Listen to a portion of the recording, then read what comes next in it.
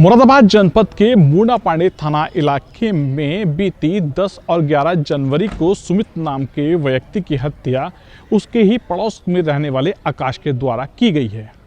दरअसल blind murder की जानकारी जैसे ही मुरादाबाद की मूडापांडे पुलिस को मिली तो तत्काल ही मूडापांडे प्रभारी क्षेत्र अधिकारी सहित पुलिस के वरिष्ठ अधिकारी घटनास्थल पर पहुंचे थे, जिसके बाद मामले की गंभीरता को लेते हुए जांच पड़ताल शुरू की थी।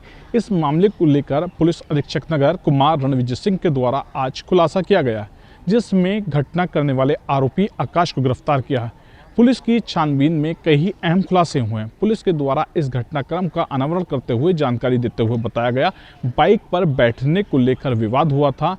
जो मृतक है उसके द्वारा बाइक को हिलाया गया था, जिससे आक्रोशित होकर आकाश के द्वारा इस तरीके की निर्मम तरीके से हत्या को अंजाम दिया था।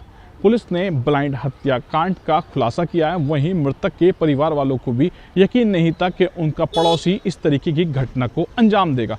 मुरादाबाद पुलिस के द्वारा फिलहाल इस घटना को अंजाम देने वाले आरोपी आकाश को गिरफ्तार करते हुए सलाखों के पीछे भेजते हुए बड़ा खुलासा किया है।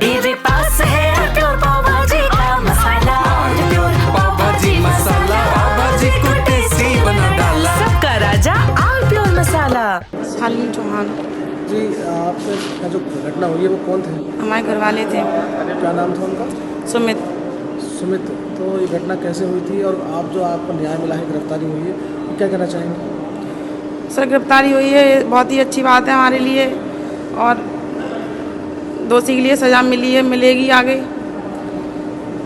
और सर, बस हमें ये कहना चाहते हैं कि हमारे घर वाले किसी से भी दुश्मनी नहीं थी और उसने मतलब ऐसा किया।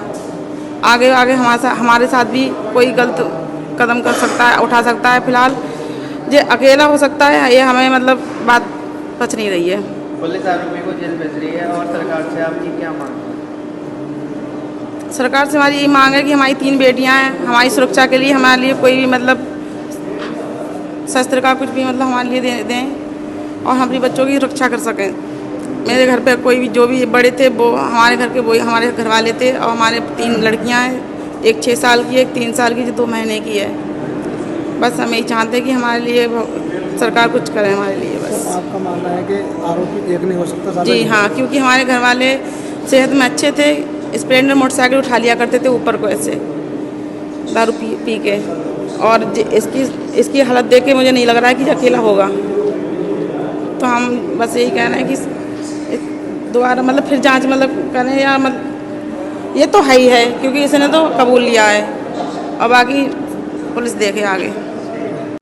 वो कुछ ही क्षणों में उसके बारे में जानकारी हुई। जो मृतक था उसका नाम सुमित उर्फ बुरा था, जो मूडापांडे का रहने वाला है। बेसिकली मूडापांडे के पास एक गांव है गणेश घाट, ये वहाँ के निवासी थे, लेकिन मूडापांडे में रहते थे और 0 पॉइंट पे एक फैक्ट्री था, उसमें काम करते थे।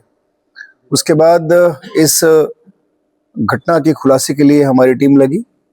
हम लोगों ने 3 टीम लगातार लगाई, और चूंकि ये कंप्लीट एक ब्लाइंड मर्डर था तो काफ़ी इस पे काम किया गया। आसपास से जानकारी, परिवारीजनों से पूछताछ, फिर फैक्ट्री जहां काम करते थे वहां पे डिफरेंट तरीके से पूछताछ, बहुत सारे फुटेज देखे गए, बहुत सारे प्रयास किए गए इस घटना इसके अनावरण के लिए, लेकिन बहुत परेशानी हो रही थी और बहुत सारी चीज़ें कहीं ना कहीं जाके एंड हो जा रही थी। बट फॉर्चुनेटली आज इस घटना का खुलासा हुआ है और सीओ हाईवे और प्लस एसएचओ मूडापांडे की टीम ने ये एक सफलता प्राप्त की है। और इसमें जो हत्या करने वाला हत्या आरोपी है, जिसका नाम आकाश है, वो भी मूडापांडे कस्बे का ही रहने वाला है, उसको गिरफ्तार किया गया है। और उसे जब सघनता से पूछताछ की गई थी, उसके बारे में कुछ ऐसे एविडेंस मिले थे, इस एविडेंस के आधार पर हम लोगों ने उसको लाके पूछताछ की और सस्टेंड इंट्रोगेशन हुआ तो उसने घटना को कबूल किया।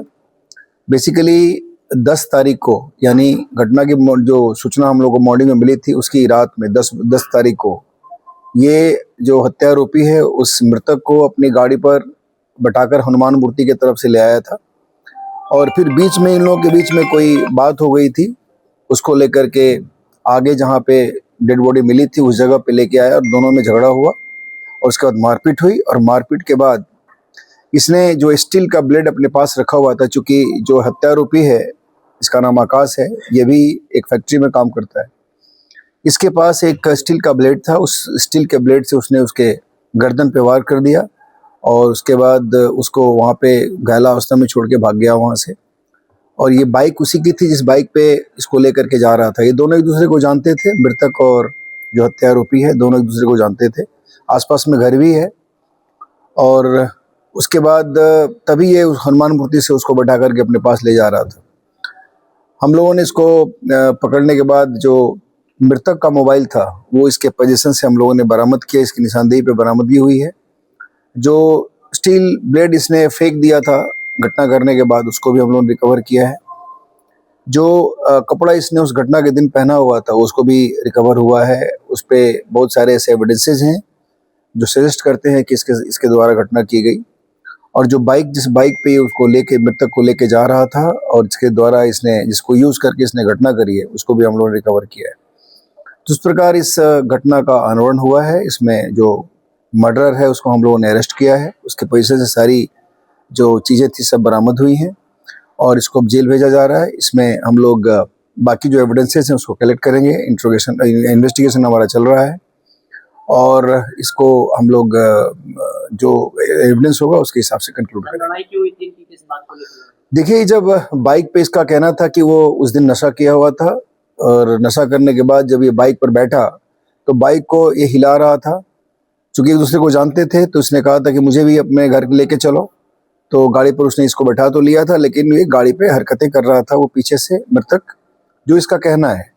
और उसके बाद जब जहाँ पे डेड बॉडी मिली थी उस पॉइंट तक जब ये पहुँचे वहाँ पर इसने कहा कि मैं तुम्हें उतार दूंगा। उतारने जब लगा तो इसने उसके साथ हाथापाई की, गाली गलौज की और जब उसकी माँ बहन की गाली दी इसको, जो हत्या आरोपी है उसकी माँ बहन को, तो उसके बाद इसने गुस्से में आकर उस स्टील ब्लेड को अपने मोटरसाइकिल से निकाला और उसके बाद उसके ऊपर अटैक कर। कोई क्रिमिनल रिकॉर्ड भी है? नहीं, अभी इसका कोई क्रिमिनल रिकॉर्ड नहीं है, हम लोग इसे छानबीन कर रहे हैं और जो घटना का इसने सीक्वेंस बताया है वो सारी चीज़ें प्रूव हुई हैं। शारिक सिद्दीकी, TV9, मुरादाबाद।